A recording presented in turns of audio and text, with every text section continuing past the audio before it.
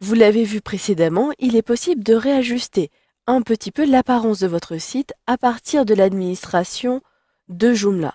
Mais si vous n'avez pas de compétences plus avancées que cela, vous ne pouvez pas, par exemple, modifier l'aspect des textes que vous avez saisis, la police, les effets, etc.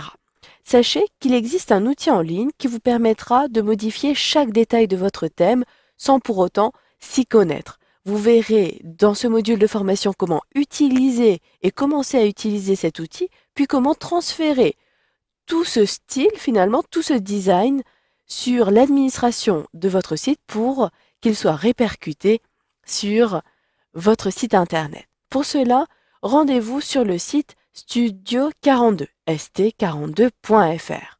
Vous le voyez dans le volet de gauche dans le menu principal, vous avez Protostar Theme Creator, qui est ici le thème par défaut que vous utilisez.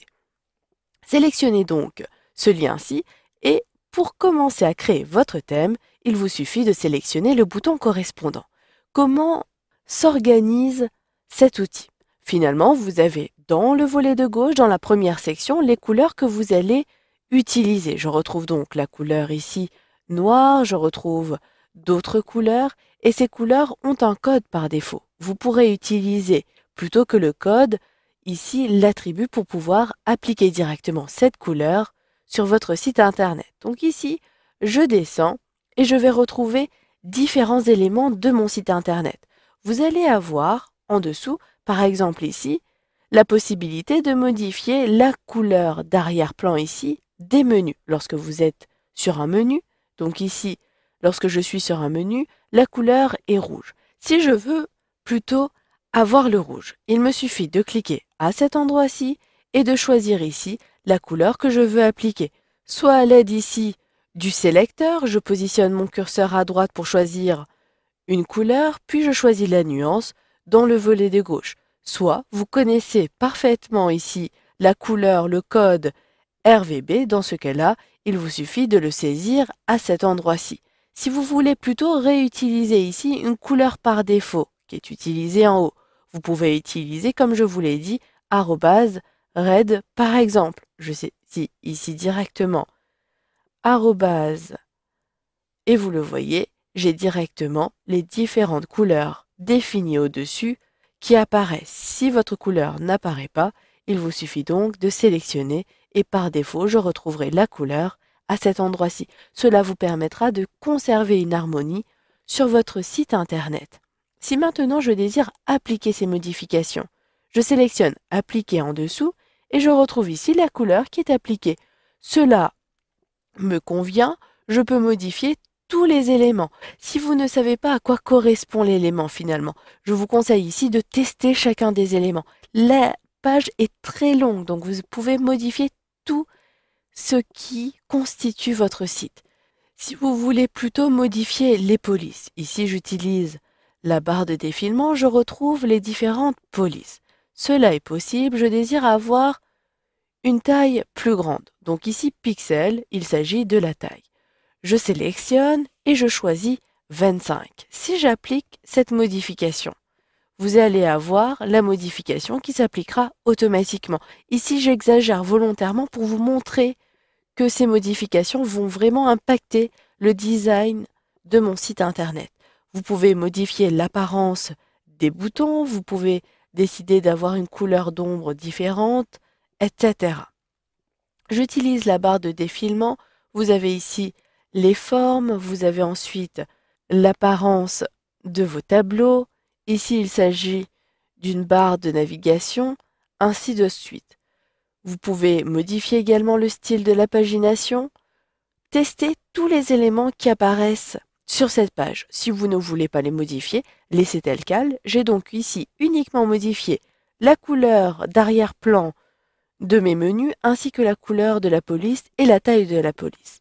J'applique donc toutes mes modifications et à droite, je vais pouvoir enregistrer le CSS, c'est-à-dire la feuille de style de mon site internet.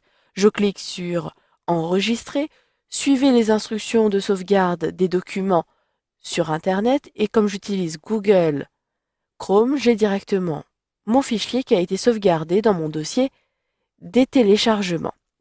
Maintenant, rendez-vous sur votre administration. Pour rappel, mon site ressemble à cela. Je me rends donc dans mon administration et je sélectionne Template.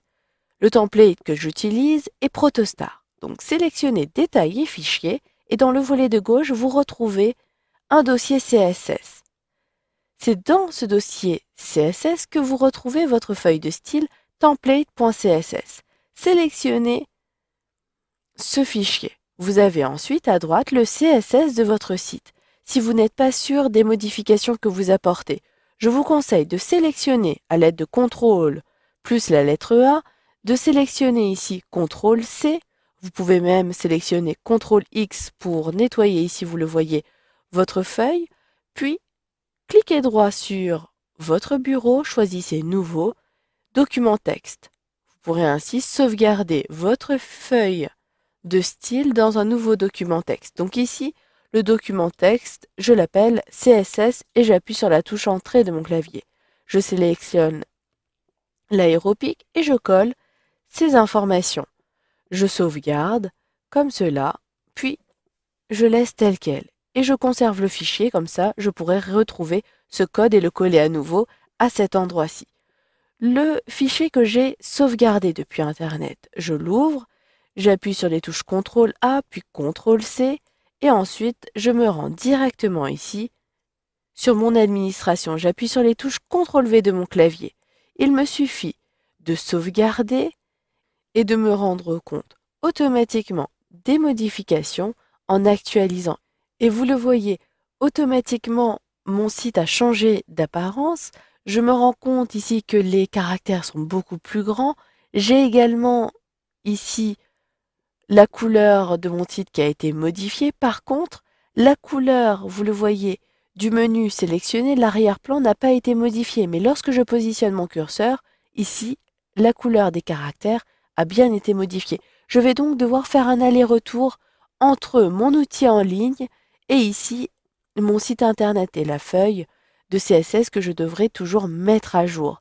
Si ces modifications ne prennent pas effet, ici, j'ai la possibilité de modifier les couleurs par défaut que vous avez vues précédemment. C'est ces couleurs qui prennent le dessus sur votre feuille de style. Donc, modifiez les couleurs par défaut pour avoir la même couleur principale et vous verrez que toutes les modifications seront prises en compte. Voilà, vous savez donc maintenant comment créer un thème pour pouvoir modifier le design de votre site internet.